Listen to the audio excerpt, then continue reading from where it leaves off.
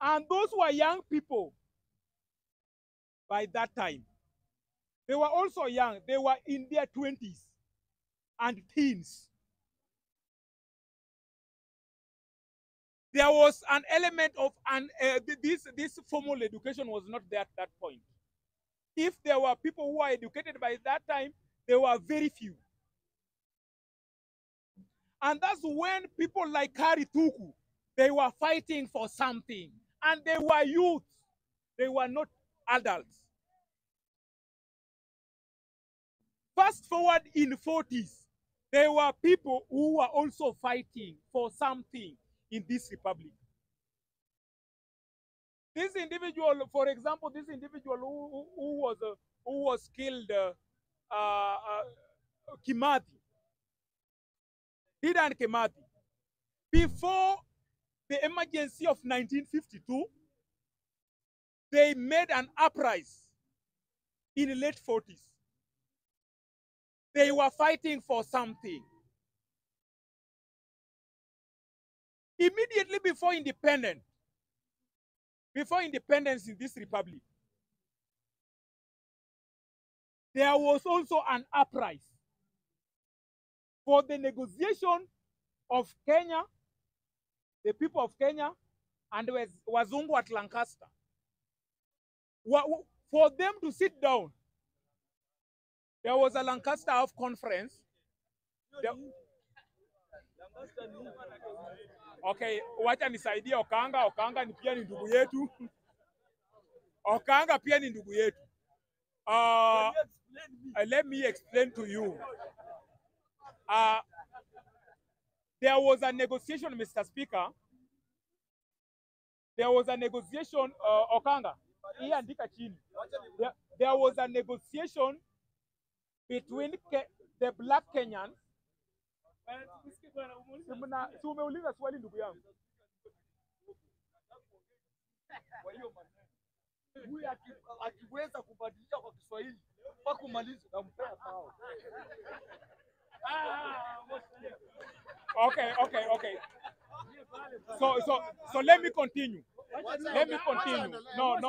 Omosh, just take time.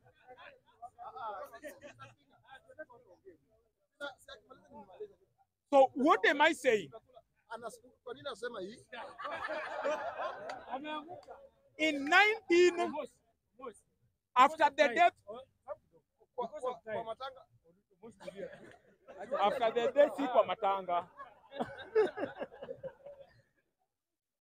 death kwa matanga. Okay. Thank you, Mosh. Thank you, Okanga. I'm talking of Lancaster Conference of 1961. And there's also, after the death of the first president of the Republic of Kenya, there were also uprising at that time. That's why there was an attempt coup of 1982. Coming forward, there was also a certain uprising between 1988 to 1991. People wanted multi-party.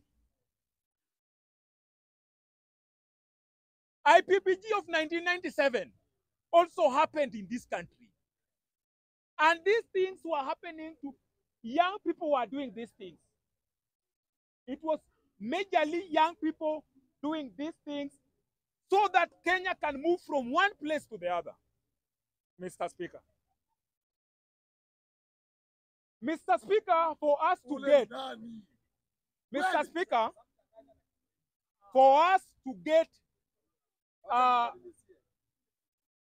the new constitution of 2010, there was post-election violence in this country.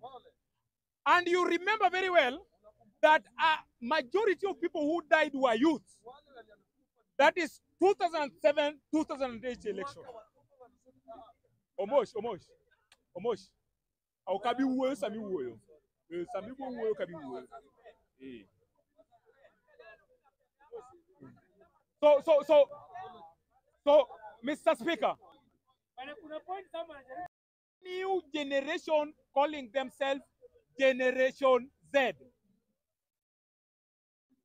They have come about to ensure that there is a seriousness on how the leadership of this country going forward. But there are conmen who are coming about. They are conmen, Mr. Speaker. You know, these individuals are coming about to ensure that the President of the Republic of Kenya, the Parliament of Kenya, the Judiciary of Kenya, they work for the people. But there are these conmen who are coming about all the time, that because they have calculated that now, when people were going for demonstration before 25th of last month, people were going for financial bill, and if you can remember. But along the way, an individual is coming about that Ruto must go, Mr. Speaker. We are going to demonstrate against financial bill. But because we are in our thousands and millions, now you are coming that Ruto must go. Now, Ruto is gone. Who takes over? Because there is no power in vacuum, Mr. Speaker. Always. There is no power in vacuum in power. There's no vacuum in power. And we want to state it very clear. In this, our current dispensation and this constitution, we know very well that at the moment that the president is away, the deputy takes over. So we know that this individual is the beneficiary of this thing. So for you, because we are demonstrating against the financial bill, and you are telling us now Ruto must go, now you are the one fueling this thing. This is a coup using young people to do an imaginary coup for yourself and your cronies. So, Mr. Speaker, I'm not even talking to you. Mr. Speaker, going forward, William Samoei Kipchirchir Ruto. And I want to be very categorical on this. This individual, he should not mismanage Kenya.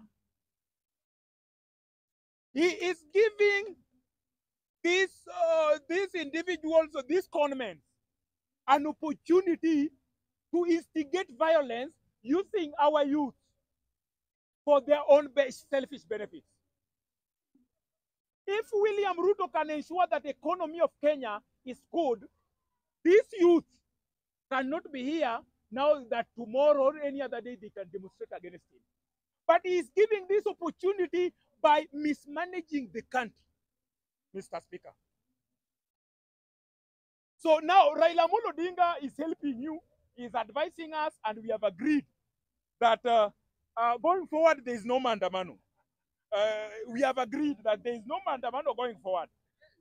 But we are giving him time to implement few things that he has promised. Because we will be back. But we are not giving conmen from a certain corner of the republic an opportunity that they want to go for presidency using backdoor. No way. And I'm telling you, this one, we are echoing it.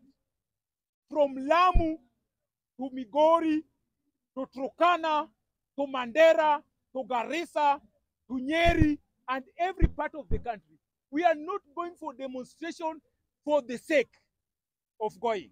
That an individual, they are thinking that they own Kenya. They should even carve their villages so that it become a country, they become president there. You know, it cannot happen that now you think that you have a monopoly of controlling this republic. If your man is not in power, you are telling the world that the economy is bad. And we are aware also, when your man is in power, economy is bad, but you don't demonstrate, Mr. Speaker. We can't forget that. We can't forget that, Mr. Speaker. So, Mr. Speaker, as I finalize, take home. Hey, there are only three. Number one, William and his boys we should take this. William Kipchirchir Arap Ruto, the president, must be serious so that this unemployment should be reduced drastically. Because the suffering of youth is just unemployment, nothing more. What are you asking unemployed youth? Now they are suffering. Now again, you are bringing more suffering on them. So unemployment should be checked on. Number two, a tribe coming with monopoly mentality in this republic is uncalled for, and other people should not fall on that trap. We are calling our young people. We must not fall on that trap. We must come together and ensure that you remember. I want to count for you, Mr. Speaker. Just give me 1 minute. Countries.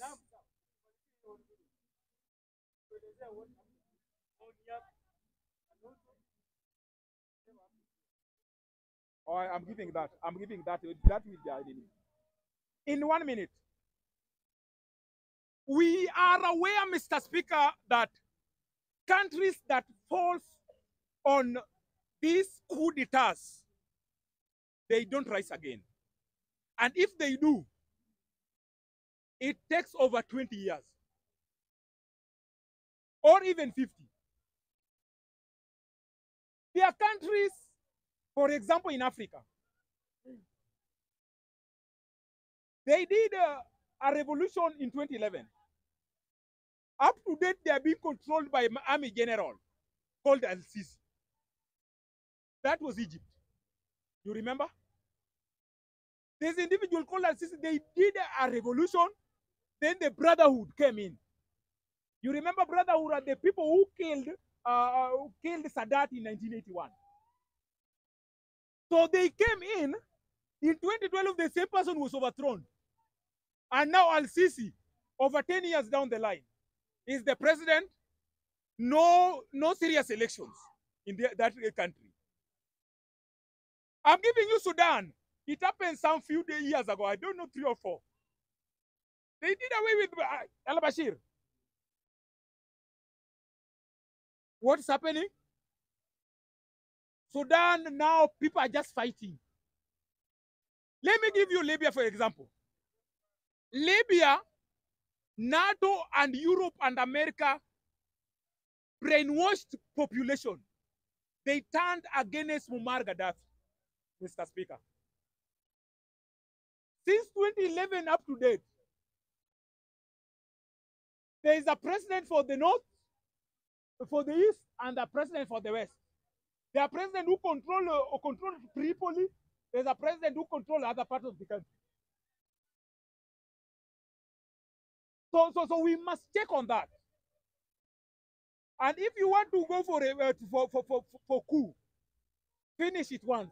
You can't go alafu na promise kwamba nitarudi kesho. That's a lie. Now, Mr. Speaker, you have asked me something. I'm done with whatever I was saying. You have asked me something on a good man called Kalonzo Musyoka, Stephen.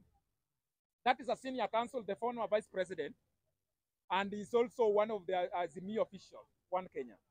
Mr. Speaker, this individual called Kalonzo Musyoka, there was a time, Mr. Speaker, and we must not forget, there was a time. This Kalonzo Musyoka, Eugene Wamalwa, and there was an individual called, who is the deputy president? I always forget his name. Gachagua. These 3 individuals, they were seated somewhere in Central. And what was the discussion? Discussion was a Kamba community to be returned to Gema. These cartels called Gema. Can you remember that? He was promised that if that goes successfully, in 2027, he will be the presidential candidate for Gemas. Now, forgetting the mistake he did in 2006 by running away with ODM Kenya, He has started disturbing us in Azimio. Now, Mr. Speaker, we have not forgotten. We can only forgive, but we cannot forget. In 2006, this individual, he used some funny individuals here in his villages that they ran with ODM Kenya. It took William Ruto, Raila Odinga, Balala to buy ODM from an individual from Meru. They bought a political party towards a general election of 2007. So this individual want to hold Raila Amolo Odinga hostage so that Raila Amolo Odinga can just oppose William Ruto so that they have that division in Kenya. Ile ya kucheza cheza, thinking that in 2027 the gamer community will support him for presidential election in Kenya in 2027. We have never forgotten. And if Kalonzo Musyoka can forget what he did in 2006, he want to repeat it in 2026, 2027. Barely 20 years later. My friend, I'm asking you not to forget what he did in 2006. Never forget. Maybe you are not born. Were you born? Maybe you are not born. But I'm giving you this serious history. This is a reason that you must know. So, Kalonzo Musyoka disturbing us with funny writings because he left. Raila Odinga is seated at Jaramogi Oginga Odinga Foundation in a meeting, Kalonzo Musyoka with other leaders. Then Kalonzo walks out. He walks out. He comes back when Raila has already left with media, with a certain paper written with an unknown person. And Kalonzo want to read this thing that Raila has agreed that this is what Azimio is saying. But you walked out from the meeting where we were negotiating. Mr. Speaker, Kalonzo, nobody, it was just a time he was up, ilikuwa usiku, people were leaving. Now people were ranging kiti kidogo kidogo. Yeah, akatoroka. I don't know why he was running. But we will never forget what he did in 2007. Thank you, Mr. Speaker.